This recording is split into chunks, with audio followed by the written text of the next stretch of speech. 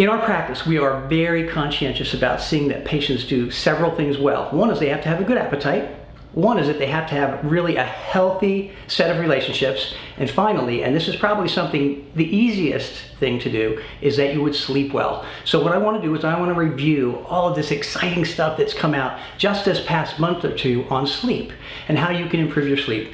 Not only from a traditional, conventional side like medicine, which is the least favorite approach that we do, but how to identify, are you having a sleep problem?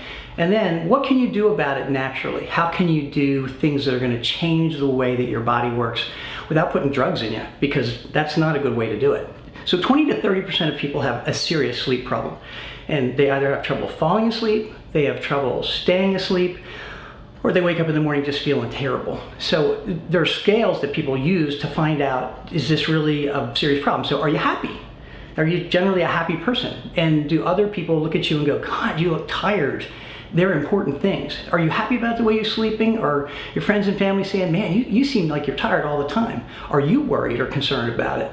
And ultimately, during the day, if you're in the middle of your morning and you're sipping your third cup of coffee and you're falling asleep on your desk because you're so tired, is it affecting your function? Can you possibly sleep well? So the sleep pattern is what I'm going to always ask everybody about. So when you go to bed at night, about what time do you go to bed? So do you go to bed before midnight? Because if you go to bed before midnight, every hour of sleep before midnight is worth 4 after midnight.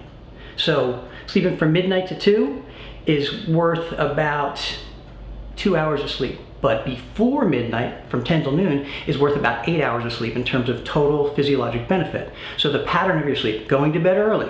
Do you go to bed about the same time? And if you do, are you paying attention to all the other things that go with it? How do you control your environment so that when you go to sleep, you'll sleep deep, you'll sleep well, and you wake up refreshed? Hang in there. I'm going to come back with another set of ideas that you can use so that your sleep is maximized and you feel awesome.